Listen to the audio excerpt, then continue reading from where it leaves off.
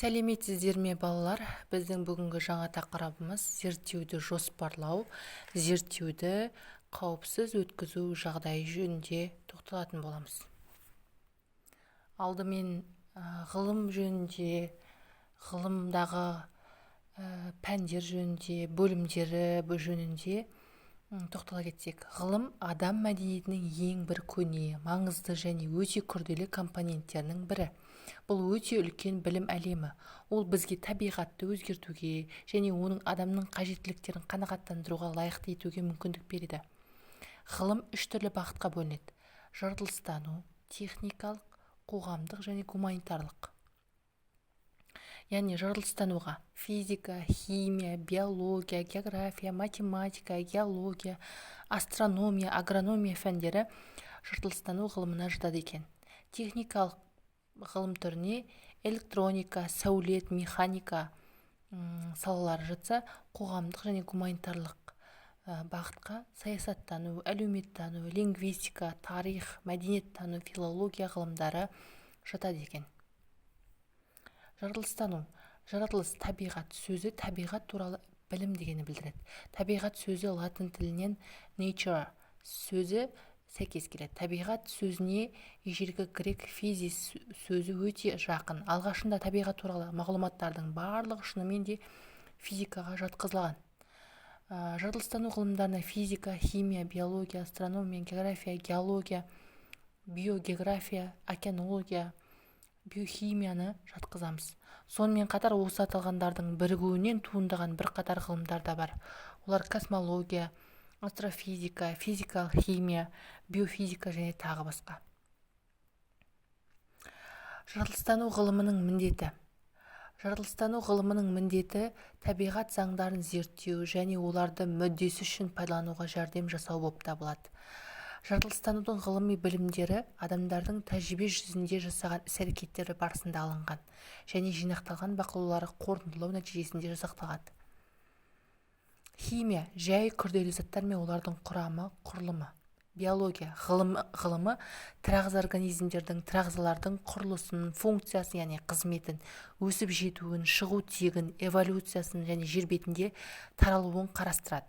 Физика зат әлемді және оның қозғалысын зерттейтін ғылым.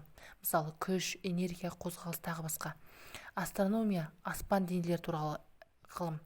География табиғат, құрлық, мұхит, халықтың таралуы, заңдылықтары және оның шаруашылығы жөнінде ғылым. Келесі, адамдар қандай әдістерді қолдана отырып табиғатты оқып үйренеді? Қалай ойлайсыздар? Бақылау арқылы, тәжірибе арқылы, өлшеу арқылы, яғни зерттеуді жүргізу үшін жоспар құру қажет. Жоспарда зерттеушінің алдына қойған мақсаты рет-ретімен көрсетіледі. Зерттеу жоспары пайда болған проблемаларды шешу әдістерін қарастыруы, ал зерттеу нәтижесі дәлелді қорытынды жасауға тиіс. Зерттеу жоспарын жасау табысқа қол жеткізетін маңызды түпкі жайт. Егер зерттеу жұмысының жоспары қатаң орындалса, жұмыс барлық нормалар мен талаптарға сай болып шығады. Зерттеу жоспары өзекті іс-шараны өткізудің байланысты және реттілігі көрсетілген бағдарламаның толық орындалуына және проблемалардың шешілуіне жеткізетін көрсеткіштер кешені. Сонымен зерттеу барысында біз қауіпсіздік техникасының қауіпсіздік ережелерінде ұстануымыз қажет. Барлық аспапқа ұқыптылықпен қарау қажет. Мысалы, тәжірибе жасағанда олар сынып қалу, олармен жарақаттанып қалуымыз әбден мүмкін. Екіншіден, жұмыс кезінде отыруға да, түрегеп тұруға да болады. Үшінші, тәжірибені кезекпен топтағы әр оқушы жүргізеді. Төртінші, бір оқушы тәжірибе жүргізіп жатқанда қалғандары бақылап тұрады. Және тәжірибе жасаушының өтініші бойынша оған көмектеседі. Бесінші, жүргізілген тәжірибе нәтижесі бойынша пікір алмасу тәжірибе жасаушыға бастауға біріне рұқсат бергеннен кейін ғана басталады. Алтыншысы, бір-біріне өзара ақырын, басқаларға кедергі келтірмейтіндей сөйлесу керек. Жетіншісі, тек ұстаздың рұқсатымен ғана үстелге келуге және зертханалық жабдықтарды ауыстыруға болады. Сегізінші, жұмыс аяқталған соң үстел үстіне ретке келтіріп, қолды сабынмен жуу қажет. Бұл зерттеу жұмысының сарамандық немесе зертханалық жұмыстар кезінде қолданатын ереженің негізгі түрлері. Тәжірибе жүргізу кезінде сақталуға қажетті талаптар туралы ескеретін қауіпсіздік белгілері қандай?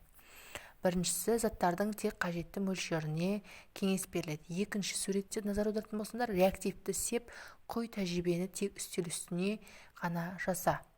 Үшінші суретті қарайтын болсаңыз, қорғаныс көзілдірігін пайдалан. Төртінші суретке мән беретін болсаңыз, газ немесе буды өзіңе қарай бұрғанда абай бол. Бесінші суретке мән беретін болсаңыз, заттардың қалдығын қоқыс ыдысына жина. Алтыншы суретте резеңке қолғапты пайдалан. Жетінші суретте заттарды жеуге, ішуге, дәмін көруге тыйым салынады. Сегізінші, заттарды қолмен алуға тыйым салынады. Тоғызыншы, ұнтақ немесе сынған реактивтерді жинамай қалдыруға болмайды. Сонымен қауіпсіздік белгілерінің түсіне назар аудар. Сеніңше үстінен сызып қойған қызыл шеңбері нені білдіреді? Дұрыс жауап нұсқасына мынандай дұрыс белгісін қойыңыз. Ескерту немесе тыйым салу. Сонымен осы тапсырманы орындап қарайық. Келесі. Мұны тапсырманы орындаңыздар, балалар. Зерттейтін нысан, мына ғылымдар берілген және оның зерттеу нысаны берілген. Зерттеу нысаны өздеріміз жазамыз, кітапқа қарамайыз, өзіміздің түсінігімізше. Сонымен қатар тақырыптың соңында бірнеше сұрақтар берілген. Сол сұрақтарды маған қысқаша нұсқа өздеріңіздің түсінгендеріңіз бойынша жазып маған тапсырасыздар.